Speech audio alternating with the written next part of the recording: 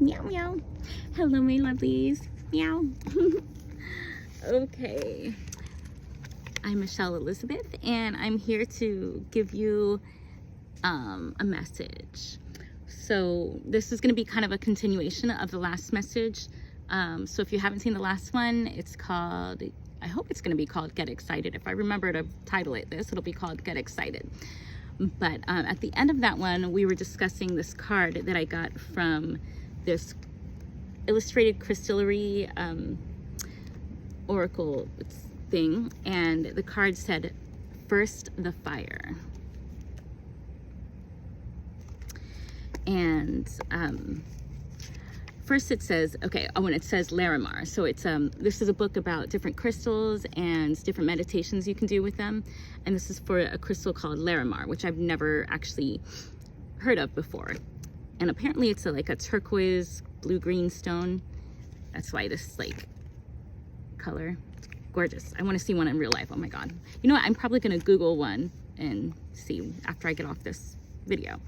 Anyway, so in this book it's got a little thing where it describes the crystal and the properties of it and what you can use it for, and then it has a ritual and a reflection. So that message was getting kind of long, so I wanted to continue it in a separate one. So first, the fire, Larimar. The fires of volcanoes create islands inside of the midst of the ocean's ceaseless churn.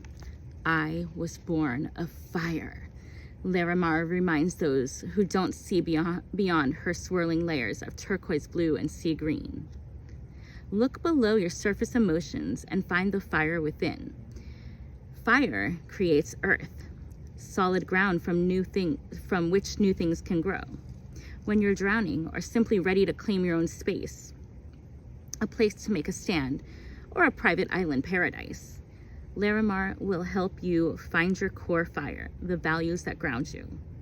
And Larimar counsels, when you can't fathom the motives of the people around you, look beyond their water to see their fire.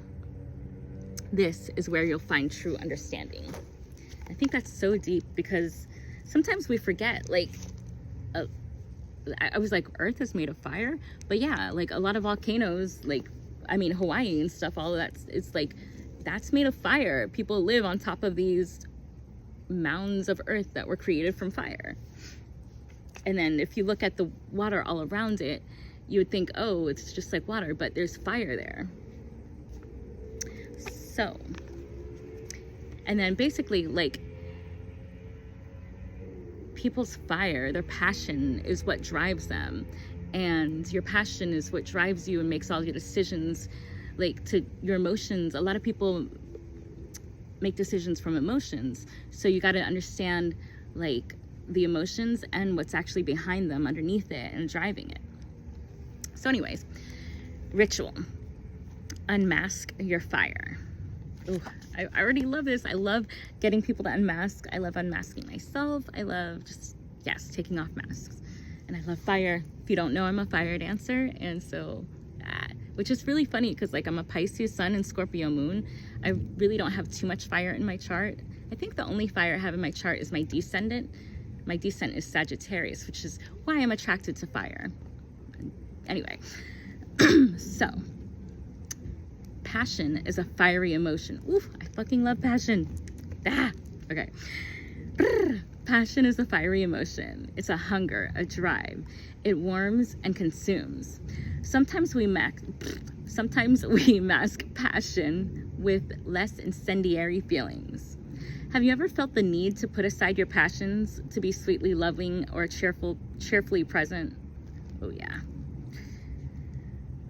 Understand what's hiding your own fiery core by constructing your emotional mask so you can look at it and understand it. Gather images that represent how you think you should feel, or the way you sometimes behave that feel out of alignment with your core values.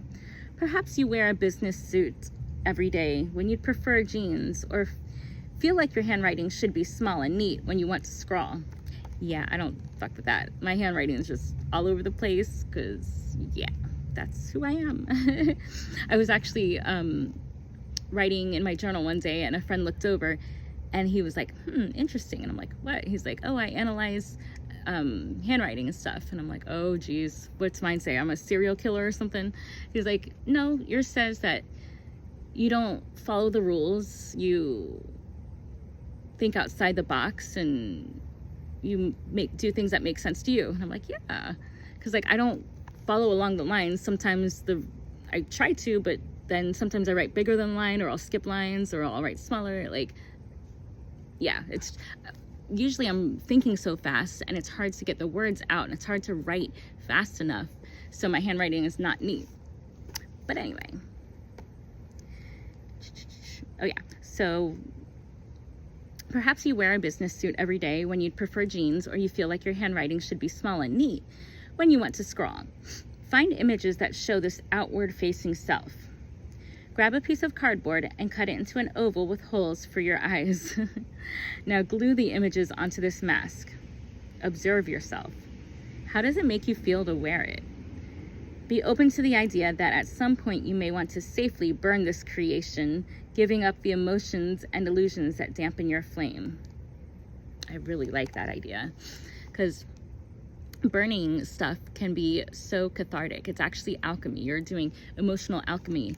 Even if you're just like getting your emotions out, or if you're angry about something or sad about something, you just write down about it and then you burn it and let it go. That is such a good thing to do. And so the idea of burning a mask that you wear, ooh, that is fire. Reflection. Fire and water. Sometimes we wallow in our own emotions, chewing the cud of our anger, joy, and sadness.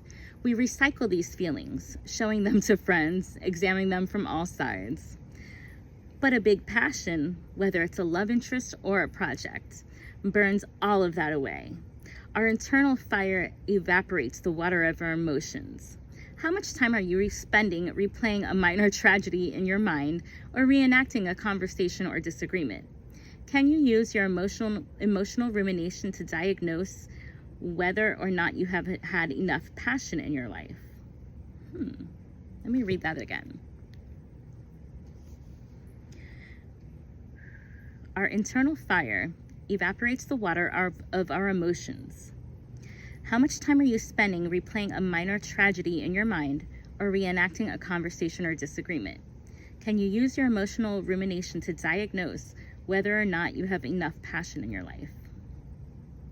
And then it says, a quote by Wayne Dyer from Passion is Your Power. If you have passion, there is no need for excuses, because your enthusiasm will trump any negative reasoning you might come up with. Ooh, I gotta say that again, that was good. If you have passion, there is no need for excuses, because your enthusiasm will trump any negative reason you might come up with. I like that, because, and I can definitely relate to that. I don't know if you guys can relate to it. Comment below if you can. First of all, tell me what you're passionate about. What brings you passion and excitement in life? And are you actually doing it? Do you have enough of it in your life? Can you see where, like, I've noticed a lot of times with myself, and then, because what's as within, so without, like, and the microcosm and the macrocosm, we're all mirrors. So I've noticed in myself, when I get really depressed or angry, or I start focusing on like the little things and stuck in that negative zone, I'm not doing stuff that makes me passionate. I'm stuck in the routine of everyday things and whatever responsibilities. When I started fire dancing, that really helped me to, oh God, it brought back my passion and joy for life again. And it's easier for me to handle the everyday challenges in life when I am fire dancing. And like, if I don't, let's say I don't do it one week, and then, I mean, I try to do it like a couple times a week, but if I don't do it enough, then I notice like I start focusing on more negative stuff. So yeah, find something that you're passionate about and make sure you're doing it as often as you can, so that way that passion, and I've noticed in other people, like people who are very, very critical, or people who are very judgmental or gossipy, they don't, if you look at their life or talk to them, you'll notice a pattern that they don't have anything that they're passionate about that they're actually like doing actively. A lot of times they're just stuck in the day-to-day, just, you know, work, pay bills, go to sleep, work, pay bills, go to sleep. That's it. Like, they aren't passionate. So when you find something you're passionate about and you're actually actively doing it, it helps transmute all that other shit. So I really like that. So Larimar.